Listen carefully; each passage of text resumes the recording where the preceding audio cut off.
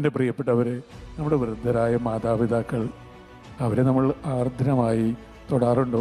കലൂർപ്പള്ളിയിൽ ഒരു ദിവസം എൻ്റെ ഊഴവും കാത്തു നിൽക്കുമ്പോൾ വൈകുന്നേരമായി എനിക്ക് പരിചിതനായ ഒരാൾ വ്യാകുല പിതാവിനെ പോലെ കരഞ്ഞിരിക്കുന്നു.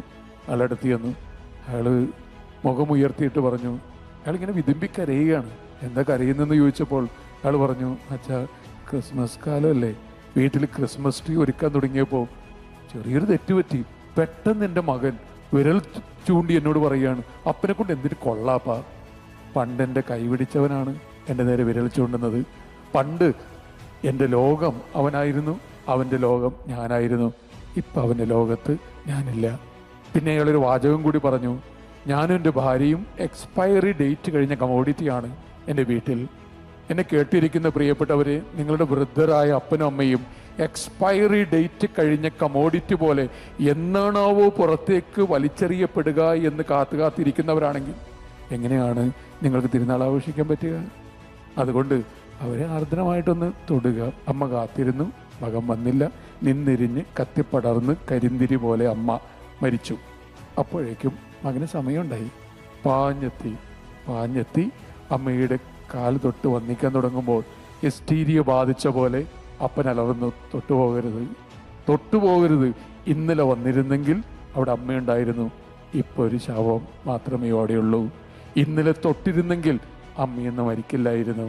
മരിച്ചവർക്ക് മക്കളില്ല, മക്കളുടെ സ്പർശവും വേണ്ട. സ്പർശത്തിൻ്റെ സുവിശേഷങ്ങളായി നമ്മൾ മാറേണ്ടതല്ലേ?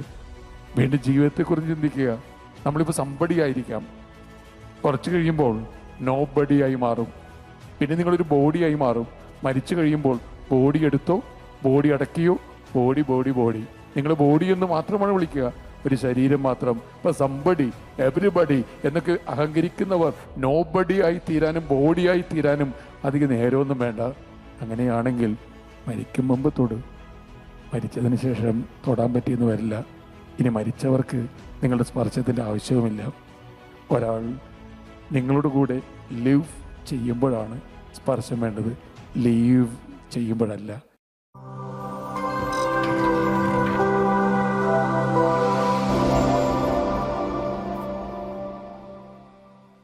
മദർ തെരേസ ഒരു ആതുരാലയം സന്ദർശനം നടത്തുന്നു.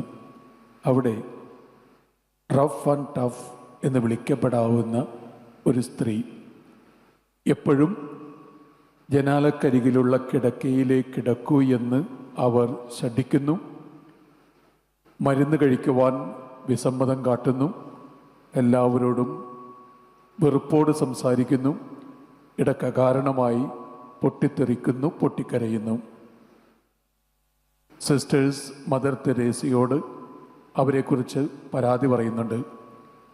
മദർ തെരേസ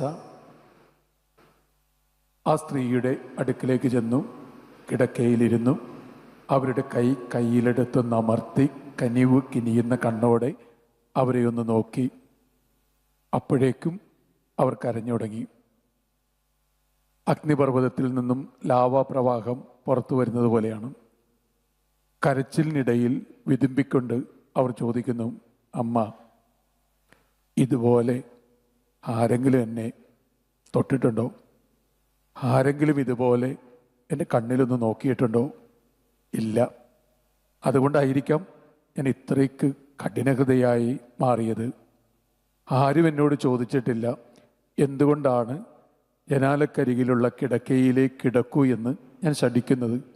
എന്തുകൊണ്ടായിരിക്കാം? അമ്മ ചോദിച്ചു, എന്തുകൊണ്ടാണ്?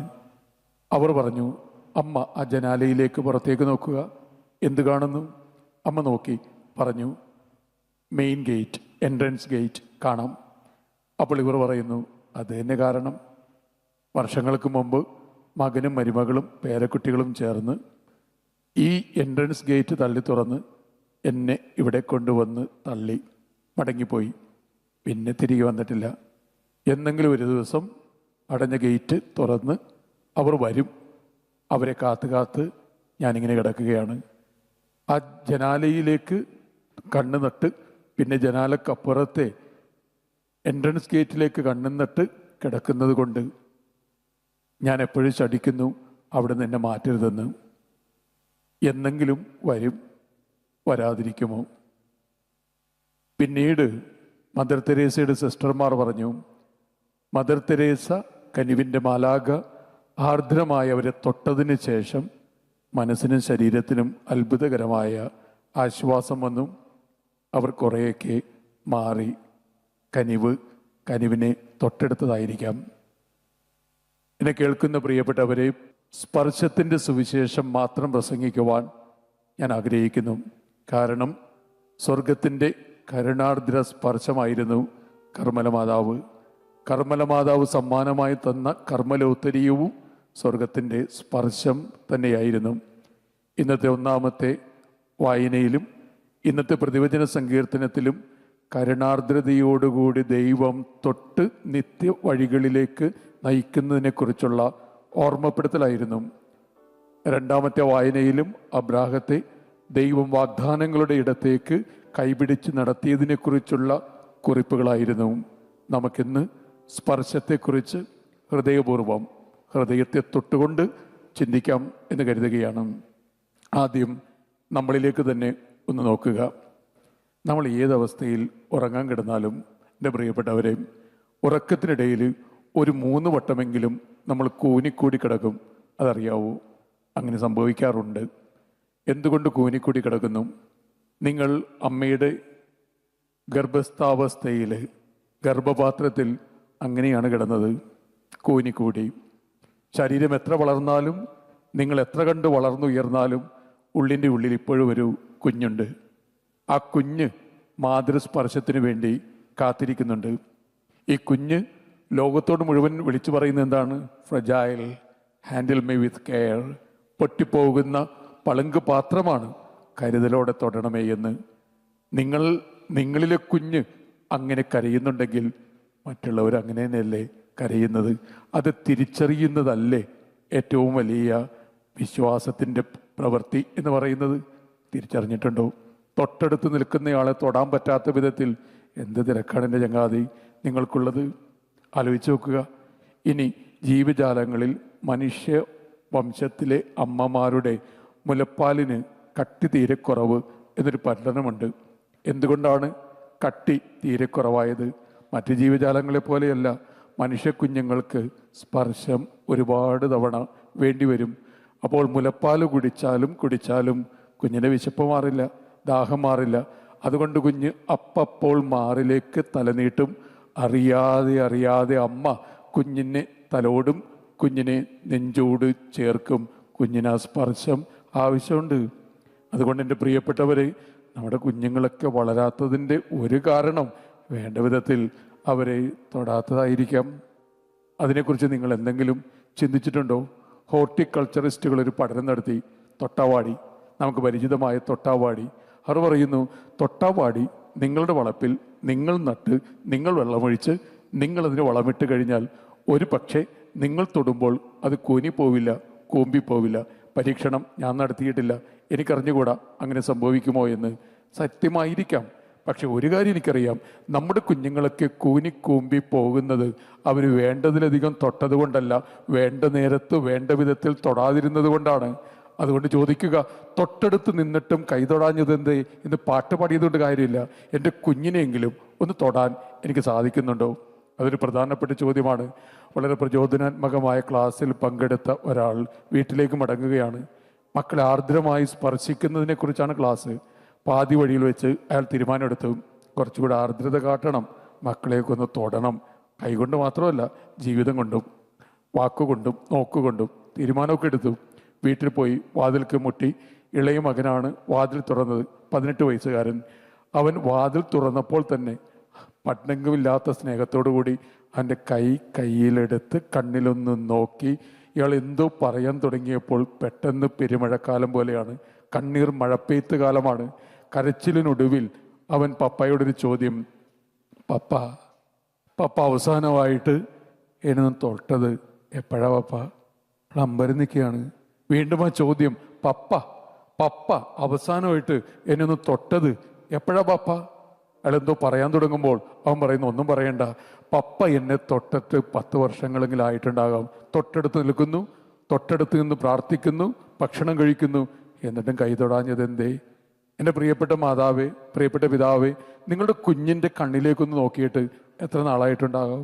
നിങ്ങളുടെ കുഞ്ഞിനെ ഒന്ന് ആർദ്രമായി തൊട്ടിട്ട് എത്ര നാളായിട്ടുണ്ടാകാം? നിങ്ങളുടെ വീട്ടിലെ കുഞ്ഞിനെ തൊടാൻ പറ്റാതെ സീരിയലിൽ കാണുന്ന കഥാപാത്രങ്ങളെ ഓർത്ത് നിങ്ങൾ കണ്ണീർ പൊഴിക്കുന്നുണ്ടാകാം. തൊട്ടടുത്ത് നിൽക്കുന്നയാളുടെ ഉള്ളിലൊരു അഗ്നിപർവ്വതമുണ്ട്. ലാവാപ്രവാഹം പുറത്തേക്ക് ചാടുവാൻ വേണ്ടി അങ്ങനെ കാത്തുകെട്ടി കിടക്കുകയാണ്. ആ കുഞ്ഞിനെ നിങ്ങൾ എന്നാണ് മനസ്സിലാക്കുക? ആദ്യത്തെ ചോദ്യം അതാണ്. മാതാപിതാക്കളെ, മക്കളെ ആർദ്രമായിട്ട് ഒന്ന് തൊടുക. ചെറുപ്രായത്തിലെ നടവഴി പഠിപ്പിച്ച് കൈപിടിച്ച് നടത്തിയില്ലെങ്കിൽ കുഞ്ഞുങ്ങൾ തോന്നിയ വഴികളിൽ നടക്കുമെന്ന് പ്രഭാഷകൻ മാതാപിതാക്കളെ ഓർമ്മപ്പെടുത്തുന്നുണ്ട്. ആ ഓർമ്മപ്പെടുത്തൽ ഹൃദയത്തിൽ കോറിവെക്കുക. എന്നെ കേൾക്കുന്ന പ്രിയപ്പെട്ട കുഞ്ഞുങ്ങളെ, നിങ്ങളുടെ അപ്പനെ അമ്മയൊക്കെ നിങ്ങളൊന്ന് തൊടാറുണ്ടോ? ഞാൻ ഓർക്കുന്നുണ്ട്, ഞാൻ ചേരാനല്ലൂർക്കാരനാണ്. ഈ പള്ളിയും മഞ്ഞുമ്മൽ പള്ളിയും എനിക്ക് വളരെ വളരെ വളരെ പ്രധാനപ്പെട്ടതാണ്. കാരണം ആർദ്രമായ സ്നേഹത്തിൻ്റെ മായാത്ര മുദ്ര ഞാനിവിടെ നിന്നും തൊട്ടെടുത്തിട്ടുണ്ട്. കർമ്മലിയത്തെ അച്ഛന്മാരോട് അത്രക്കേറെ കടപ്പാട് എനിക്കുണ്ട്. മായാത്ര മുദ്ര നൽകിക്കൊണ്ട് അവരെന്നെ തൊട്ടിട്ടുണ്ട്. നിങ്ങൾക്ക് എത്ര ഭാഗ്യമുള്ളവരാണ്! ഈ പള്ളി പരിസരത്ത് വളരുവാൻ നിങ്ങൾക്ക് സാധിച്ചിട്ടുണ്ട്. അങ്ങനെയാണെങ്കിൽ എൻ്റെ പ്രിയപ്പെട്ട കുഞ്ഞ് ചോദിക്കുക, നിങ്ങളുടെ അപ്പൻ്റെ അമ്മയുടെയും വിഷമം നിങ്ങൾ എപ്പോഴെങ്കിലും മനസ്സിലാക്കിയിട്ടുണ്ടോ? അത് വേണം ഇത് വേണം എന്ന് ഡിമാൻഡ് ചെയ്യുമ്പോൾ, കമാൻഡ് ചെയ്യുമ്പോൾ നിങ്ങളുടെ അപ്പൻ്റെ നൊമ്പരം എന്തെങ്കിലും മനസ്സിലാക്കിയിട്ടുണ്ടോ? നിങ്ങളുടെ അമ്മയുടെ വിങ്ങല് നിങ്ങൾ കണ്ടിട്ടുണ്ടോ? കണ്ണിലേക്കൊന്ന് നോക്കുക. ഒരു കടലിരമ്പമുണ്ട്, കടലിൻ്റെ ആഴമുണ്ട്. അത് കാണാനും കേൾക്കാനും നമുക്ക് സ്പർശശക്തി പോലും ഇല്ലാത്ത അവസ്ഥയാണല്ലോ. ഒരാൾ പണ്ടത്തെ പുലിയായിരുന്നു, വലിയൊരു ഗവൺമെൻറ് ഉദ്യോഗസ്ഥനായിരുന്നു. ഇപ്പം എലിയായി മാറി, ഒന്നുമില്ലാത്തവനായി മാറി. ഒരു ദിവസം മകനും മരുമകളും എല്ലാവരും കൂടി ചേർന്ന് കുറ്റപ്പെടുത്തുകയാണ്. എല്ലാവരും കൂടി ചുറ്റും നിന്നുകൊണ്ട് അമ്പെയ്യുന്ന പോലെയാണ്. ഇയാളിങ്ങനെ കൂനി കൂമ്പി വിതുമ്പി നിൽക്കുകയാണ്. പെട്ടെന്ന് പേരക്കുട്ടികളിൽ ഒരാൾ ഓടി ഇങ്ങ് വന്ന് അയാളുടെ മടിയിലിരുന്ന് അയാളുടെ വിളറിയ മുഖത്തൊന്ന് ഉമ്മ വെച്ചു. എന്നിട്ട് പറഞ്ഞു, പാപ്പാ ഐ ലവ് യു, പാപ്പാ ഐ ലവ് യു. ആ സ്വരം കേട്ടപ്പോൾ പെട്ടെന്ന് അയാൾക്ക് ചിറകുണ്ടായി കാണണം, അയാൾക്ക് മാനമുണ്ടായി കാണണം, അയാൾ പറന്നിട്ടുണ്ടാകാം. വേച്ചു വീഴുവാൻ തുടങ്ങിയ ഒരു മനുഷ്യന് പെട്ടെന്നൊരു വിശാലാകാശം ആരോ തുറന്നെടുക്കുകയാണ്. ഇതാണ് സ്പർശം എന്നൊക്കെ പറയുന്നത്. കരുണയുള്ളവരൊക്കെ ഇതുപോലെ തൊടുന്നുണ്ട്. അങ്ങനെയാണോ നിങ്ങളെന്ന് ചോദിക്കുക. വീണ്ടും പ്രഭാഷകൻ ഒരു ഓർമ്മപ്പെടുത്തൽ നടത്തുന്നുണ്ട്. നിങ്ങളുടെ അപ്പനും അമ്മയും എത്ര കുറവുള്ളവരാണെങ്കിലും സഹിഷ്ണുതയോടുകൂടി അവരെ നോക്കണം. അവരോട് കാരുണ്യം കാണിക്കുന്നില്ലെങ്കിൽ മലങ്കാക്കകൾ വന്ന് നിങ്ങളുടെ കണ്ണുകൾ കൊത്തിപ്പറിക്കും എന്നൊരു ഓർമ്മപ്പെടുത്തലുണ്ട്. എനിക്ക് പേടിയാവുകയാണ്. അപ്പനെയോടും അമ്മയോടും കരുണ കാണിക്കാത്തത് കൊണ്ട് ഏതോ മലങ്കാക്ക ചുറ്റിലും വന്ന് പറന്ന് എൻ്റെ കണ്ണ് കൊത്തിപ്പറിക്കുവാൻ ശ്രമിച്ചുകൊണ്ടിരിക്കുകയാണോ? പ്രിയപ്പെട്ടവരെ, പ്രിയപ്പെട്ട കുഞ്ഞുങ്ങളെ, അപ്പനോട് അമ്മയോടുള്ള കടമ കൃത്യമായി നിർവഹിക്കുന്നുണ്ടോ എന്ന് ചോദിക്കുക.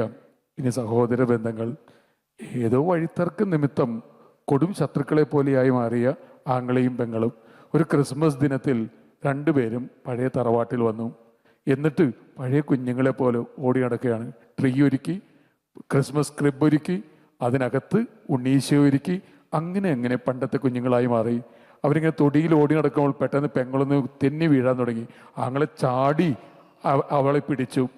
അപ്പോൾ അവൾ കരഞ്ഞുകൊണ്ട് പറഞ്ഞു, എടാ എത്ര നാളായടാ നീ എന്നെ ഇങ്ങനെയൊന്ന് പിടിച്ചിട്ട്, നീ എന്നെ കൈവിട്ട് കളഞ്ഞില്ലേ?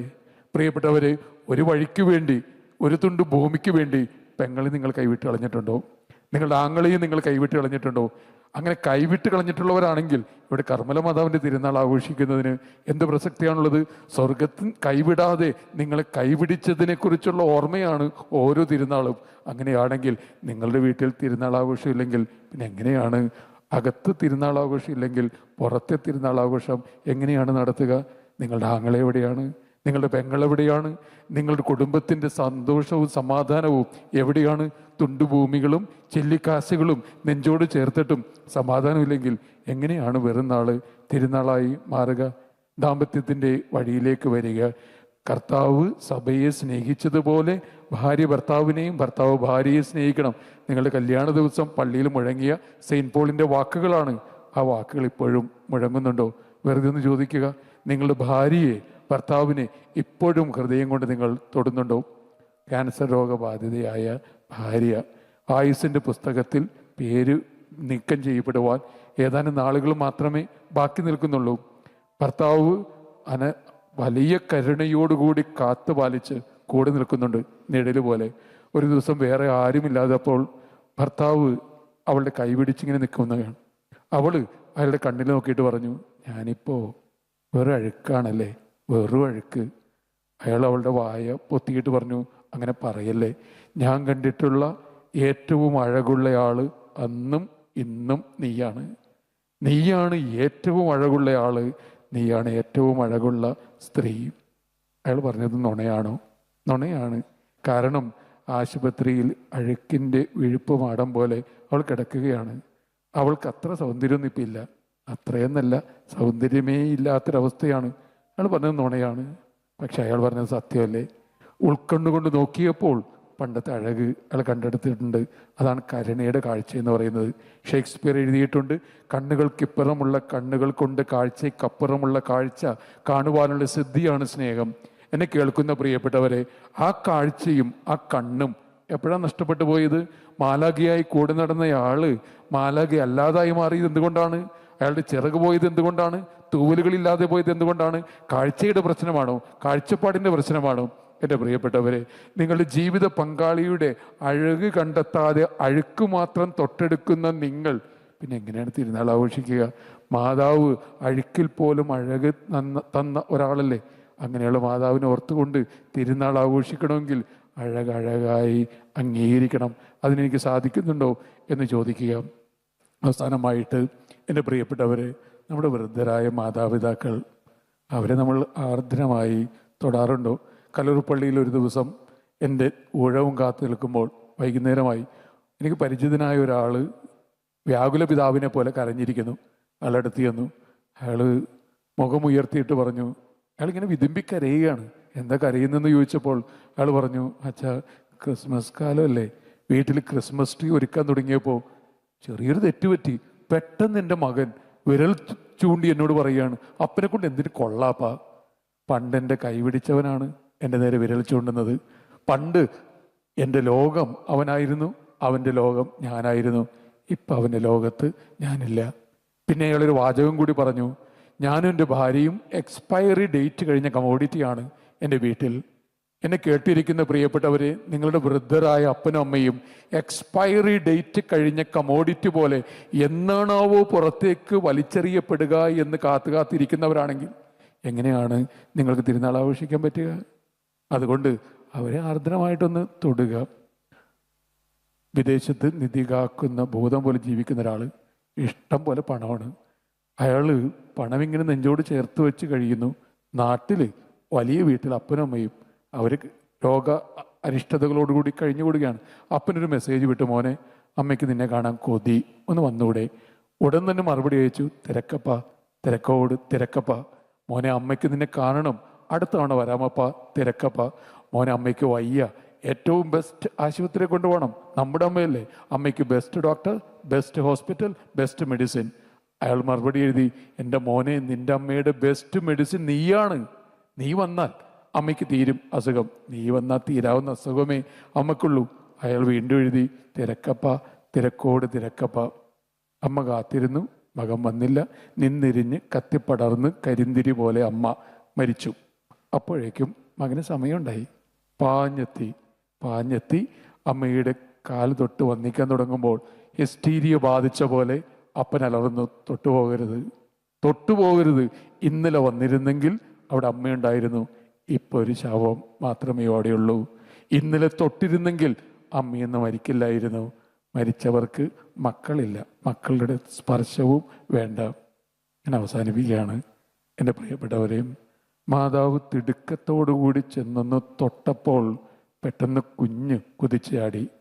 അവിടെ ജീവനുണ്ടായി, അവിടെ ചൈതന്യമുണ്ടായി. നമ്മൾ കുതിച്ച് ചാടി തൊടുമ്പോഴൊക്കെ ആളുകൾ മരണത്തിൻ്റെ താഴ്വാരയിലേക്ക് എടുത്തെറിയപ്പെടുന്ന അവസ്ഥയാണ് ഉണ്ടാവുക. ഈ അമ്മയുടെ സ്പർശം നമ്മൾ അനുഭവിച്ചിട്ടുണ്ട്. അങ്ങനെയാണെങ്കിൽ സ്പർശത്തിൻ്റെ സുവിശേഷങ്ങളായി നമ്മൾ മാറേണ്ടതല്ലേ? വീണ്ടും ജീവിതത്തെക്കുറിച്ച് ചിന്തിക്കുക. നമ്മളിപ്പോൾ സംബടിയായിരിക്കാം, കുറച്ച് കഴിയുമ്പോൾ നോ ബഡിയായി മാറും. പിന്നെ നിങ്ങളൊരു ബോഡിയായി മാറും. മരിച്ചു കഴിയുമ്പോൾ ബോഡി എടുത്തോ, ബോഡി അടക്കിയോ, ബോഡി ബോഡി ബോഡി. നിങ്ങൾ ബോഡി എന്ന് മാത്രമാണ് വിളിക്കുക, ഒരു ശരീരം മാത്രം. ഇപ്പം സംബടി, എവരിബഡി എന്നൊക്കെ അഹങ്കരിക്കുന്നവർ നോബഡി ആയി തീരാനും ബോഡിയായി തീരാനും അധികം നേരമൊന്നും വേണ്ട. അങ്ങനെയാണെങ്കിൽ മരിക്കും മുമ്പ് തൊട്. മരിച്ചതിന് ശേഷം തൊടാൻ പറ്റിയെന്ന് വരില്ല. ഇനി മരിച്ചവർക്ക് നിങ്ങളുടെ സ്പർശത്തിൻ്റെ ആവശ്യവുമില്ല. ഒരാൾ നിങ്ങളുടെ കൂടെ ലിവ് ചെയ്യുമ്പോഴാണ് സ്പർശം വേണ്ടത്, ലീവ് ചെയ്യുമ്പോഴല്ല. ഇതൊന്ന് മനസ്സിലാക്കിക്കൊണ്ട് കാരുണ്യത്തിൻ്റെ സ്പർശമായി മാറാൻ നമുക്ക് ശ്രമിക്കാം. അമ്മയോട് യാചിക്കാം, അമ്മയെപ്പോലെ ആർദ്രമായി തൊടാൻ ഞങ്ങളെ പഠിപ്പിക്കണമേ. പ്രിയപ്പെട്ട സുഹൃത്തെ, നല്ല യാത്ര നേരുന്നു. ആമേൻ.